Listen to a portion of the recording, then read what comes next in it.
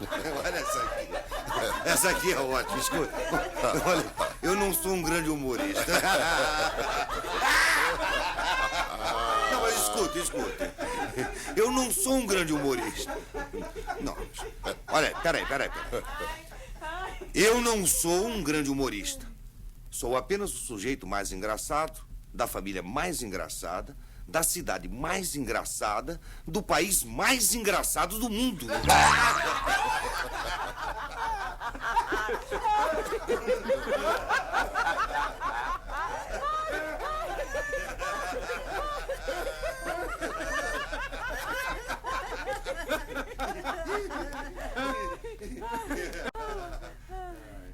Eu não me chamo Milor Fernandes. Os outros é que me chamam. Nasci no Meia aos 9 anos de idade. Nasci pequeno e cresci aos poucos. Primeiro me fizeram os meios e depois as pontas. Só bem mais tarde cheguei aos extremos. Mas já não me revolto. Fiz 3 revoluções, todas perdidas. A primeira contra Deus, que me venceu com um sórdido milagre. A segunda contra o destino. E este me bateu e me deixou sozinho com o seu pior enredo. A terceira revolução foi contra mim mesmo e a mim me consumi e vim parar aqui. Veem o que sou? E onde estou? Me ouvem bem? Já não se fazem milores como antigamente. O Brasil é um país maior do que os menores e menor do que os maiores. É um país grande porque, medida a sua extensão, verifica-se que não é pequeno. Divide-se em 3 zonas climatéricas absolutamente distintas. A primeira, a segunda e a terceira. Sendo que a segunda fica entre a primeira e a terceira. As montanhas são consideravelmente mais altas que as planícies, estando sempre acima do nível do mar. Há muitas diferenças entre as várias regiões geográficas do país, mas a mais importante é a principal. Na agricultura, faz-se exclusivamente o cultivo de produtos vegetais, enquanto a pecuária especializa-se na criação do gado.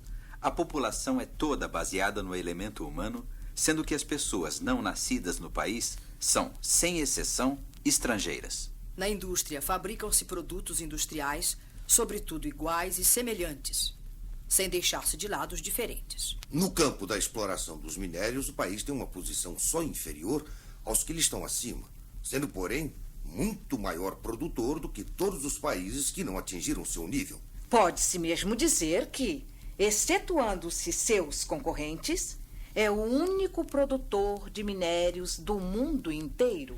Tão privilegiada é hoje, enfim, a situação do país, que os cientistas procuram apenas descobrir o que não está descoberto, deixando para a indústria tudo o que pode ser industrializável e para o comércio o que é vendável. Na arte também não há ciência, reservando-se essa atividade exclusivamente para os artistas. Quanto aos escritores, são recrutados geralmente entre os intelectuais. É, enfim, o país do futuro, sendo que este se aproxima a cada dia que passa.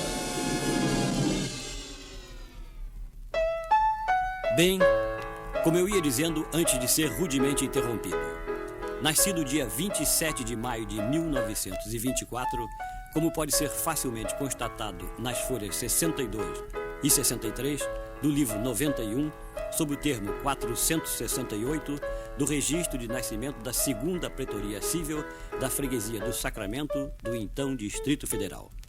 E em 29 de março de 1926, eu tinha na caderneta número 651.848 da 3ª série da Caixa Econômica do Rio de Janeiro, registrada sob decreto 11.620, de 15 de dezembro de 1915, a importância de R$ 133.290.000, importância essa que está lá até hoje em nome de Milton Fernandes. Minha carteira de identidade é a 714-114, meu título de eleitor é o 63.091, tenho olhos esverdeados, nariz semítico e meu coração vibra numa tensão entre 12 e 14 e bate 38 milhões de vezes por ano.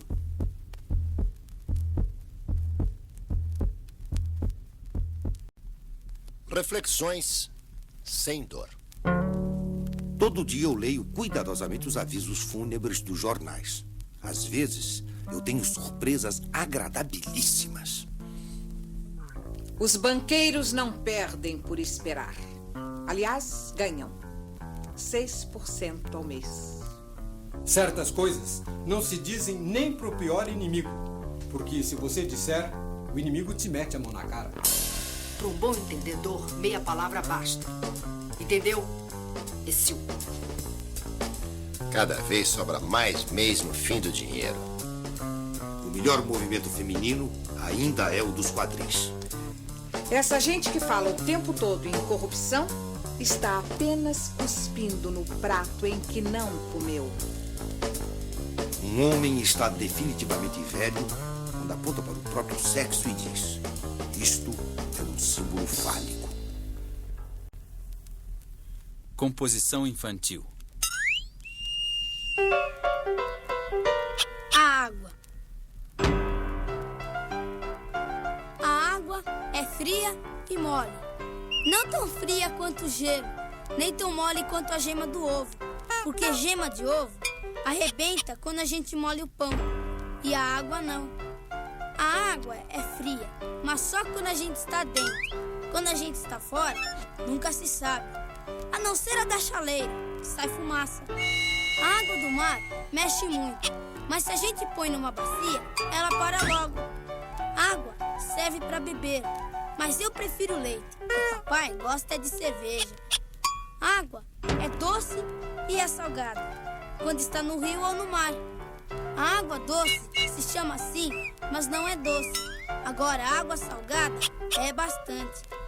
A água de beber sai da bica, mas nunca vi como ela entra lá. Também no chuveiro, a água sai fininha, mas não entendo como ela cai fininha quando chove, pois o céu não tem furo. A água ainda serve também para a gente pegar resfriado, que é quando ela escorre do nariz. Fora isso, eu não sei mais nada sobre água. Diálogos da atualidade. O fotógrafo. Sorria, por favor. Como? Com esta situação internacional? O senhor não viu que os hippies deixaram a flor e o amor e os terroristas do mundo inteiro estão mandando brasa num assassinato legal? Mas o que é que tem isso a ver com sua fotografia, madame? Por favor, sorria. Sorria como, meu amigo? Como? Quando massacram gente na Irlanda e no Líbano? O senhor não lê jornais e revistas, não? O senhor não assiste televisão? Eu leio, vejo, assisto, madame. Mas agora o caso aqui é uma foto. Só uma foto com a sua expressão bem posta, simpática, alegre. Sorria. Olha aqui, realmente eu não posso sorrir antes de chegar a uma conclusão sobre o Oriente Médio. Estou sempre em dúvida se é Israel que tem razão ou se são os árabes. E quando eu já chegava a uma conclusão de que havia um equilíbrio de forças e razões, entrou no meio o diabo desse Al-Fatah e aí é que eu me embarafustei toda. Aquilo é Near East ou Faroeste? Mas que saco! Minha senhora, isso não tem nada com nada. Eu quero apenas um sorriso. Rápido. E eu posso sorrir com o dólar móvel? Ninguém percebe. Porque ele não dá mais saltos, não. Vai subindo, vai subindo. Vai subindo, o senhor não reparou?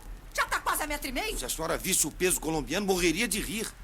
Quer ver um peso colombiano para melhorar um pouquinho de humor? Que peso colombiano? Deixa pra lá o peso colombiano. Infortúnio do próximo não me interessa. Olha, meu caro fotógrafo, basta de qualquer forma. A cara que eu tenho é essa aqui, ó. É esta mesmo.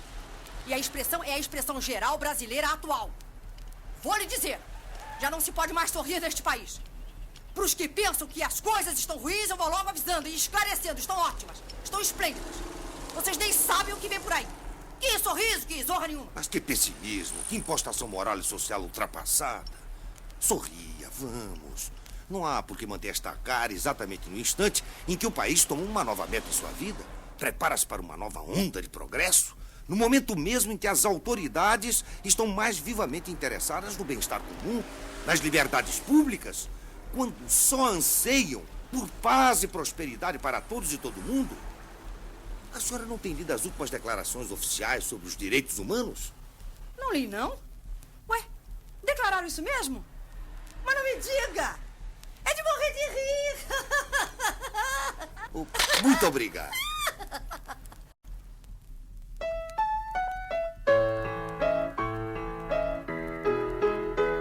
E aqui estou eu de novo, e lá vou eu de novo, sem freio nem paraquedas. Saiam da frente ou de baixo, que se eu não estou radioativo, muito menos estou radiopassivo. Quando me sentei aqui para escrever, vinha tão cheio de ideias que só me saíam duplas as palavras. Reco-reco, rema-rema, tan-tan, tom-tom, tati-bitate, ronronar, curé-curé, tim-tim por tim-tim. Fui obrigado a tomar uma pílula anticoncepcional. Agora estou bem, já não dói nada. Como é que eu sou? Vago e tonto, magro e preocupado. No escuro não enxergo, não entendo do que não sei. Paro onde me detenho, vou e volto cheio de saudades. Pois se fico, anseio pelo desconhecido. Se parto, rói-me a separação. Sou como toda gente. Poesia matemática. Às folhas tantas do livro matemático, um quociente apaixonou-se um dia, doidamente, por uma incógnita. Olhou-a com seu olhar inumerável E viu-a do ápice à base, uma figura ímpar, Olhos romboides, Boca trapezoide. corpo retangular, seios esferoides. fez da sua uma vida paralela à dela, até que se encontraram no infinito. Quem és tu? indagou ele em ânsia radical. Eu sou a soma do quadrado dos catetos. Mas pode me chamar de hipotenusa. E de falarem, descobriram que eram O que em aritmética corresponde a almas irmãs? primos entre si. E assim se amaram, Ao quadrado da velocidade da luz, numa sexta potenciação, Traçando ao sabor do momento e da paixão Retas? curvas, círculos, e linhas sinoidais, nos jardins da quarta dimensão. Escandalizaram os ortodoxos das fórmulas euclidianas. E os exegetas do universo finito? romperam convenções newtonianas e pitagóricas. e enfim, resolveram se casar. Constituir um lar. Mais que um lar, um perpendicular. Convidaram para padrinhos o poliedro e a E bissetriz, fizeram planos. Equações. E diagramas para o futuro. sonhando com uma felicidade integral e diferencial. E se casaram. E tiveram uma secante E 3 cones.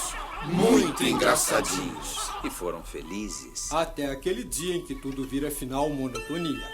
Foi então que surgiu o máximo divisor comum. frequentador de círculos concêntricos. Viciosos. Ofereceu-lhe A ela. uma grandeza absoluta. E reduziu-a a um denominador comum. Ele Quociente, percebeu que com ela não formava mais um todo. Uma unidade. Era o triângulo. Tanto chamado amoroso. Desse problema, ela era uma fração. A mais ordinária.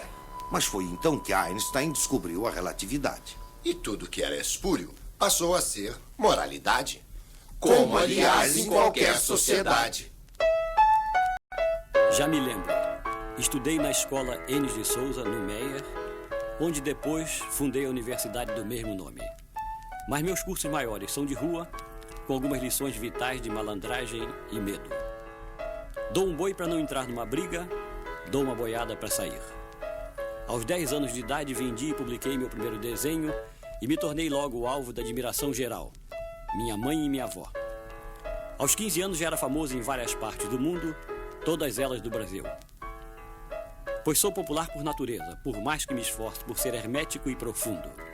Por exemplo, se eu chego e digo que achei um ninho de mafagafos com 7 mafagafinhos, todos percebem logo que quem os desmafagafizar, bom desmafagafizador será. A mim, infelizmente, todos me compreendem, não há como escapar. O fato é que já vou passando do meio da vida e de repente descubro, assustado, que ainda estou em Pirapora. Confúcio disse. Uma inverdade apanhada na hora é uma mentira deslavada. Um ano depois, porém, pode ser apenas uma outra faceta da verdade. Se resistir, dentro de 10 anos, será um dos raptos de imaginação da pessoa que a pronunciou. Um século depois, já ninguém se lembrará quem a disse e será parte e fundamento do folclore. Com o passar dos tempos, mais e mais anos sedimentarão a mentira e ela será transformada em fantasia, em canto, em criação geral, em história cíclica, em ode, em épico, em conceito geral de eternidade filosófica. Porra. O trágico precedente. Estava o rei persa saindo para a caçada. Depois de seu ministro da meteorologia lhe afirmar que não ia chover durante 2 meses, quando, de brincadeira, perguntou ao Muar, que estava sendo carregado com as bagagens. Como é, Muar? Você concorda com a predição aqui do meu ministro? Vai ou não vai chover? O Muar abanou a cabeça para baixo e para cima, peremptoriamente, afirmando que sim, que ia chover. Diante da curiosa reação do Muar, ministro e rei caíram na gargalhada. Mas essa gargalhada se transformou num esgar de contrariedade por parte do rei e num ricto de humilhação por parte do ministro, quando, estando no meio da floresta no dia seguinte, caiu uma tremenda tempestade. Ali mesmo, o rei despediu seu ministro da meteorologia e, quando este tentou se explicar, gritou raivoso. Não adianta você querer se explicar. Um Muar sabe mais de meteorologia do que você. Faloei meu ministro. E realmente, assim que chegou ao palácio, nomeou o Muar ministro. Moral. É por isso que hoje em dia qualquer muar acha que pode fazer parte do governo e virar manda-chuva.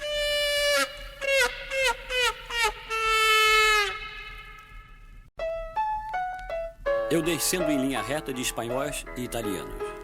Dos espanhóis, herdei a natural tentação da bravata política, que já me levou a procurar colorir a vida com outras cores. Céu feito de conchas de metal roxo e abóbora, mar todo vermelho e mulheres azuis, verdes, ciclames. Na bandeira que fiz para minha pátria, o lilás representa a cor das nossas riquezas naturais, o carmim a cor das nossas florestas, o amarelo a cor do nosso céu em dias claros. Tudo isso, naturalmente, sob o dístico desordem e retrocesso. Ah, como padeço! Dos emigrantes italianos, que, tradicionalmente, dão para engraxate ou artistas, eu consegui conciliar as duas vocações, emprestando um brilho novo ao humor nativo. Poeminha de louvor ao striptease secular. Eu sou do tempo em que a mulher mostrar o tornozelo era um apelo. Depois, já rapazinho, eu vi as primeiras pernas de mulher sem saia, mas foi na praia. A moda avança, a saia sobe mais, mostra os joelhos infernais. As fazendas com os anos se fazem mais leves e surgem figurinhas pelas ruas, em roupas transparentes, quase nuas. E a mania do esporte trouxe o short amigo, que trouxe consigo um maiô de 2 peças. E logo, de audácia em audácia, a natureza, ganhando terreno, sugeriu o biquíni. E logo a tanga. O maiô de pequeno ficando mais pequeno, não se sabendo mais até onde um corpo branco pode ficar moreno. Deus, eu sei, a graça é imerecida, mas dai-me ainda uns aninhos de vida. E antes do próximo segmento, mais uma mensagem de nosso patrocinador. Está abatido, cansado, mole ou desiludido? Sexo levanta sua moral, tonifica os seus músculos. Não fique depauperado. Sexo pode ser usado a qualquer hora, de preferência sem prescrição médica. Em casa, na rua ou no escritório, tenha sempre sexo. Sexo é para todas as idades. Os mais velhos devem usá-lo pelo menos uma vez ao ano. Os mais moços, até 3 vezes ao dia. E pode-se dizer que sem sexo as crianças não existem. Mesmo que seu avô seja muito idoso, a simples visão de sexo melhorará muito a sua disposição, pois sexo reativa a memória. Se sua senhora está irritada ou insone, é porque está com carência de sexo. Dê-lhe sexo e ela ficará de novo calma e risonha. Sexo enrijece os homens e engorda as mulheres. Sexo pode ser encontrado em toda parte e está ao alcance de todas as classes. Sexo noite e dia dá saúde e alegria. Sexo por via oral ou intramuscular. Sexo em vários tamanhos, nas cores preto, branco e vermelho. Agite bem antes de usar e também durante o uso. E não se deixe enganar por certos similares. Sexo é absolutamente indolor. E cuidado com as imitações. Sexo Só existem dois.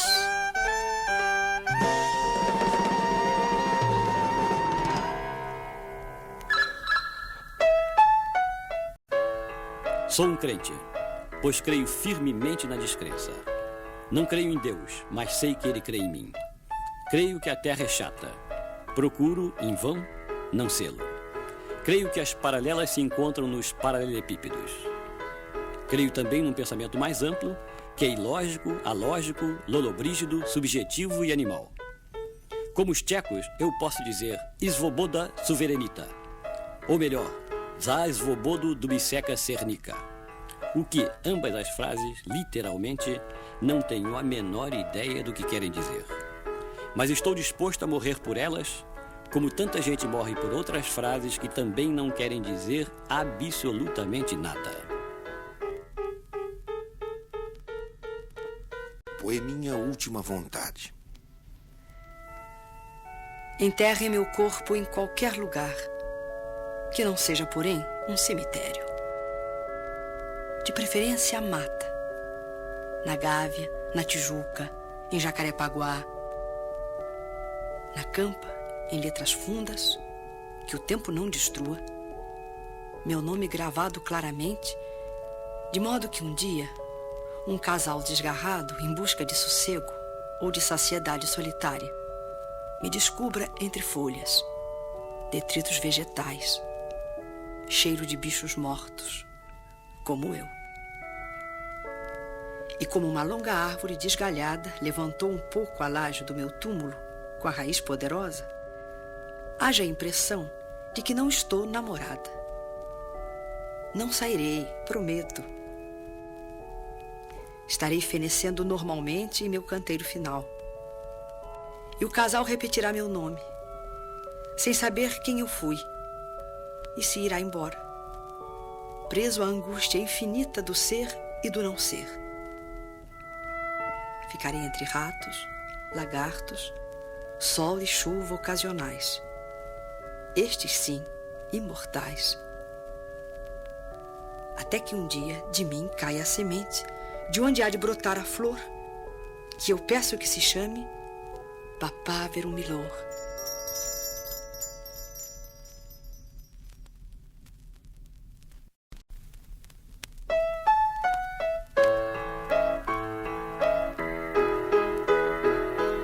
Bom, de modo geral, sou uma pessoa de convívio fácil, que encabula facilmente, mas finge muito bem que não, classe média, instrução média, altura média, discreta, um tanto Maria vai com as outras, condições econômicas também médias e medianamente divertida.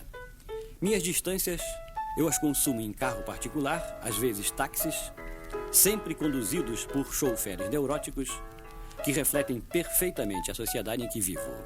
Algumas vezes em trens e aviões, ocasiões em que alguns nomes técnicos conhecidos de todos são lembrados e me colocam nas maiores dificuldades.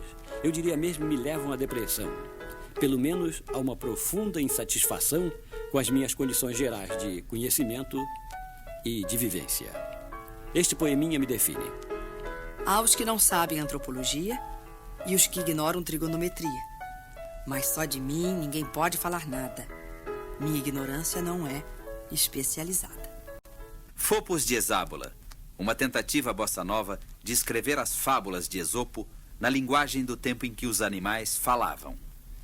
A Baposa e o Rod. Por um asino do destar, uma rapiu caosa num pundo profosso, do quir não consegual saiu. Um Rod, passi por alando, algoz tum de pempo, e voza arrapendo, foi mordade pela curiosidade.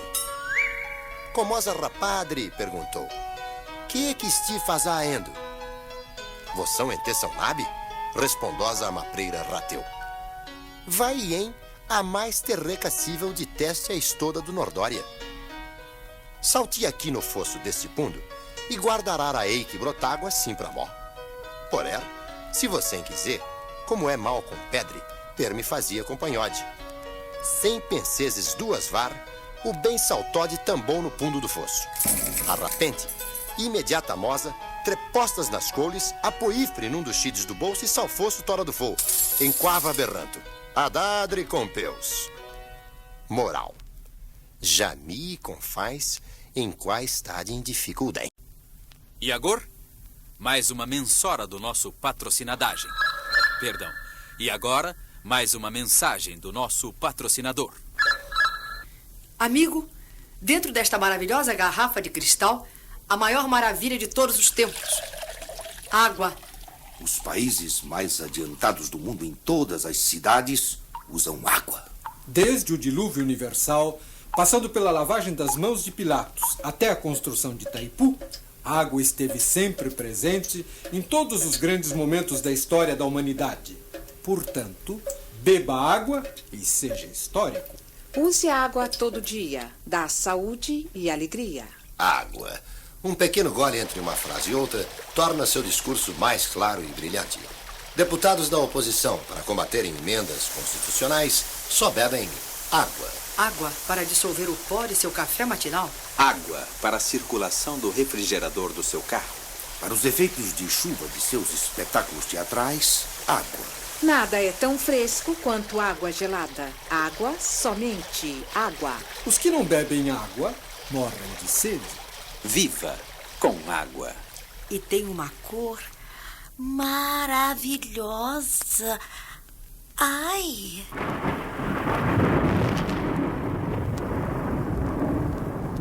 Selva selvagem. De repente, um terror me sacode.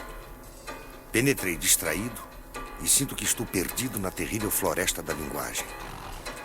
Ignorando a estrada sintática, caí em zonas praticamente intransponíveis.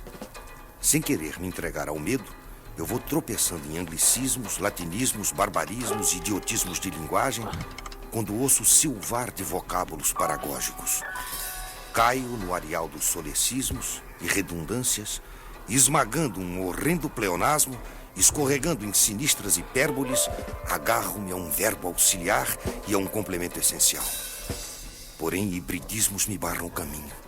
Ensurdecidos por rotacismos e lambidacismos, arranhado por orações anfibológicas, recuo para cair no terrível cipual da regência, de onde raros escapam com vida. Galhos de corruptelas me cortam o rosto, enquanto sufoco com o cheiro dos defectivos. Ponho o pé num nome próprio que eu acho seguro, mas logo 6 substantivos deverbais saltam sobre mim. Não tendo fuga, me protejo com uma próclise, evitando 2 espantosas mesóclises e aproveito um advérbio de negação para atrair 3 pronomes relativos colocados em posições ameaçadoras. Estou esgotado. Felizmente, surge a clareira de um parágrafo. Avanço, abrindo parênteses, onde enfio arcaísmos, anacronismos, expressões chulas e ambivalentes. Uma silepse espera-me mais à frente. Desvio-me com uma vírgula, engano uma prosopopeia e sou envolvido por odiosas ressonâncias verbais. Descanso sobre reticências quando ouço o tantã das interjeições pejorativas emitidas por sujeitos ocultos por elipses. Apócopes! Escapo pela picada do eufemismo e paro para respirar no fim de um período simples.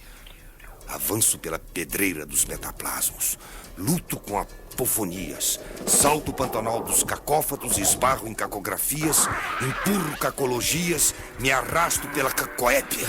Estou sufocado de exaustão diante de uma centena de substantivos promíscuos. Já desespero quando vejo um lugar comum e chego ao ponto final.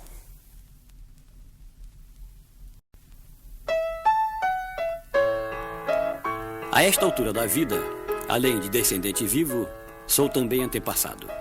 É bem verdade que, como Deus, depois de fazer Adão e Eva, não registrou a ideia, daí em diante qualquer imbecil se achou no direito de fazer o mesmo.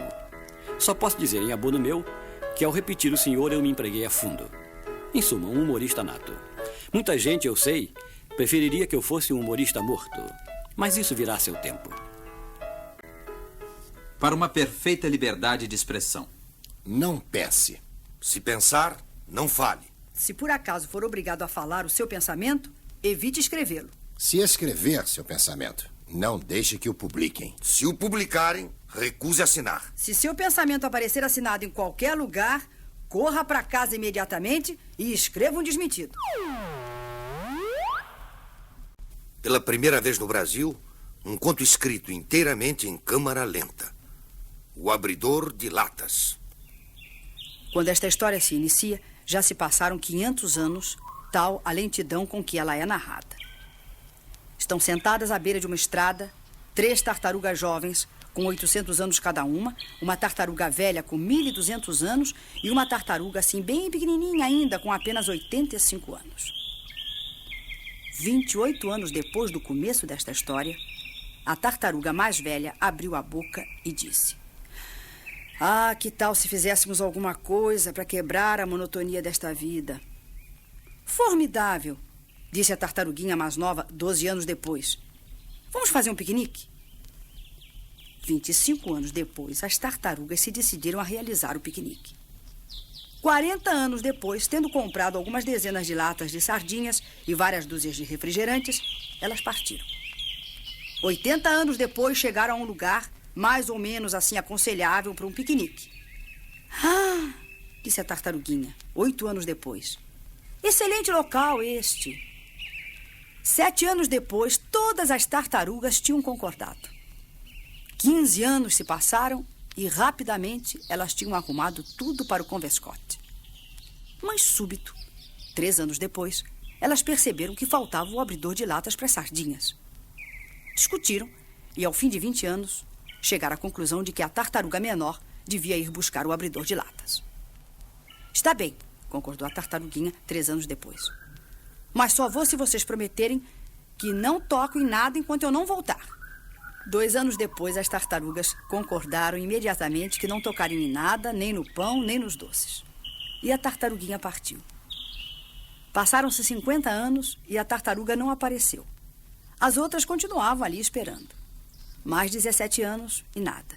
Mais 8 anos e nada ainda. Afinal, uma das tartarugas murmurou: Está demorando muito.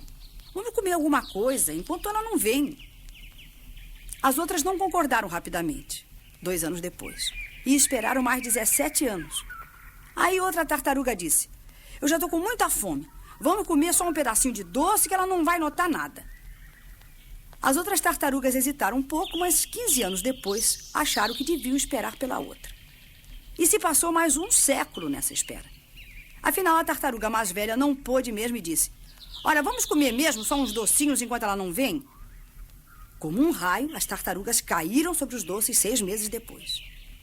E justamente quando iam morder o doce, ouviram um barulho no mato, por detrás delas, e a tartaruguinha mais jovem apareceu e murmurou: "Ah, eu sabia que vocês não cumpririam o prometido. E por isso eu fiquei escondida atrás da árvore. Agora eu não vou mais buscar o abridor. Pronto!" Fim. 30 anos depois. Decálogo do Machão. Machão vai à caça. Passa 6 meses na floresta. Quando volta, a mulher telefona. Ele diz: "Não." Machão não come mel, come abelha. Machão, na hora da morte, não confessa.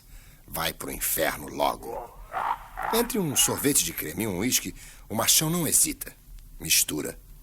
Machão não tem automóvel. Faz ligação direta no primeiro que encontra. Machão não se deixa levar pelo destino. Segue enredo próprio. Machão jamais é encurralado no apartamento pelo marido inesperado. Anda sempre de paraquedas. Machão não casa. Cumpre a pena. Machão, ao ir pra cama, não se descalça. Trepa de chuteira e tudo.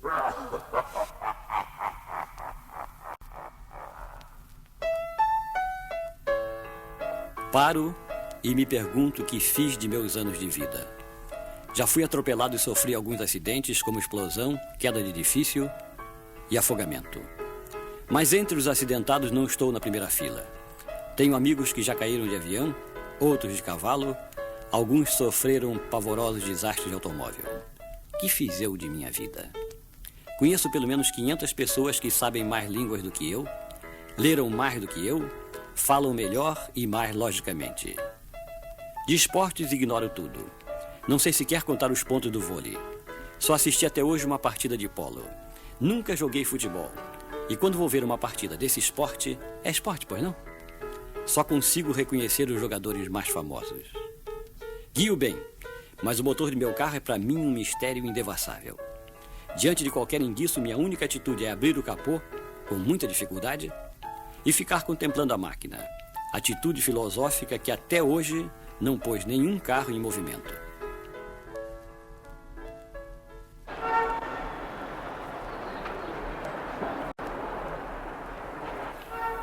A vaca, diz um cientista, é um animal completamente obsoleto. Dentro de 10 anos, o leite será produzido diretamente da grama por máquinas especializadas, muito mais rico e muito mais barato. Nada de melancolia, amigos. A vaca já resistiu demais. Estamos terminando o século XX. Não se pode mais ter o luxo de vacas, cavalos, carneiros e burros poluindo a poluição, atrapalhando o aproveitamento tecnológico de áreas úteis. De qualquer forma, a coisa era previsível e a culpa, quase toda, vai para a própria vaca. Se tivesse sabido se adaptar aos tempos, já estaria a estas horas produzindo vinho ou conhaque e outros galos cantariam. E o homem? Como vai? Não muito bem também, mas acho sinceramente que ainda aguenta mais um século. Teatro Curisco. Patrão, eu queria lhe falar seriamente. Há 40 anos que eu trabalho na empresa. Até hoje, só cometi um erro. Tá bem, meu filho, está bem. Mas de agora em diante, tome mais cuidado. Popurrí. Dizem os entendidos que a maior glória de Colombo é ter conseguido provar que a Terra não era chata. Não sei não. Não sei não. Mas de uma coisa o senhor pode estar certo. Se algum dia eu abrir mão de minhas convicções morais, a preferência é sua. Doutor, eu vejo tanta televisão que eu acabei me apaixonando por um desodorante. Chegou a hora em que devemos abandonar nossas dissensões. Juntos, temos que fazer um esforço para soerguer o país. Vamos lá. 1, 2, eia! Com esse material aí, não dá. Se o ladrão que rouba ladrão tem 100 anos de perdão, o ladrão que rouba ladrão, que rouba ladrão, que rouba ladrão, que rouba ladrão, que rouba ladrão, deve ter 1 milhão. Que futuro terrível será o do Brasil se dentro de 10 anos, lembrando os dias de hoje, nós dissermos com saudades: bons tempos.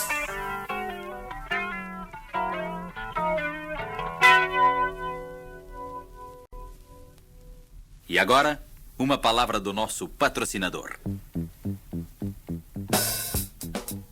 O senhor só tem ideias antigas? Milor reforma e moderniza completamente qualquer ideia. Traga-nos a sua imediatamente e você será de novo um homem para Frentex. Usado apenas uma vez, Milor, produto original do Meyer, mas hoje amplamente conhecido em todo o país, não tem qualquer efeito tóxico. Milor, de efeito garantido para ideias de qualquer idade, é recomendado pelo Laboratório Embromatológico Nacional. Milor pode ser encontrado nas melhores praias do ramo e em todos os bares do Brasil. Livre pensar é só pensar. Cão que ladra não morde, enquanto ladra. Um lar sem mulher é como um oásis sem deserto. É melhor ter mau hálito do que não ter hálito nenhum. Chama-se de herói um sujeito que não teve tempo de fugir. Continuamos a achar que o ato sexual no cinema é imoralíssimo. O Lanterninha deve imediatamente botar o casal pra fora.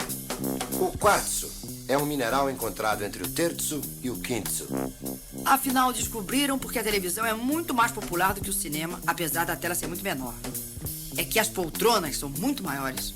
De todas as taras sexuais, a pior de todas é a abstinência. Quem avisa, amigo, é.